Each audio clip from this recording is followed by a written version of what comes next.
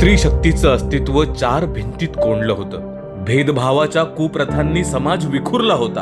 अज्ञानाचा अंधार आणि कर्मकांडाचा विळखा चोहीकडे पसरला होता. तेव्हा उदयाला आला एक क्रांती सूर्य, ज्याने आपल्या विचारांच्या तेजाने अवघा समाज उजळला होता. ज्योतिबा, ते तुम्ही होतात. क्रांतीची सुरुवात तुम्ही स्वगृहापासून केली. तुमच्याच प्रेरणेतून ज्ञानाची सावित्री घडली.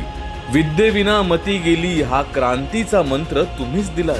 भिडेवाड्यातून स्त्री शिक्षणाचा प्रवाह वाहू लागला. स्त्रियांच्या आणि वंचितांच्या आयुष्यात ज्ञानाचं आभाळ खुलं झालं. शब्दांच्या साधनेतून तुम्ही न्यायाचं बीज रुजवलं. शेतकऱ्याचा आसूड ओढून साऱ्या समाजाला जागवलं. गुलामगिरीच्या बेड्यातून समाजाला मुक्त केलं. सत्यशोधक म्हणून विवेकाचं अधिष्ठान दिलं. आजही शेतात राबणाऱ्या कष्टकरांच्या घामात तुमचा गंध येतो.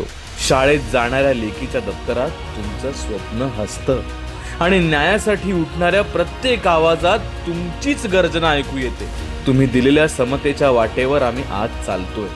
एक विकसित आणि सक्षम समाज घडवण्याचं तुमचं स्वप्न आम्ही जपतोय. तुमचे विचार, तुमचं कार्य, तुमची शिकवण आम्हाला सदैव प्रेरणा आणि दिशा देत राहील. थोर समाज सुधारक क्रांती सूर्य महात्मा ज्योतिराव फुले यांस जयंतीनिमित्त कोटी कोटी वंदन. जय ज्योती, जय क्रांती.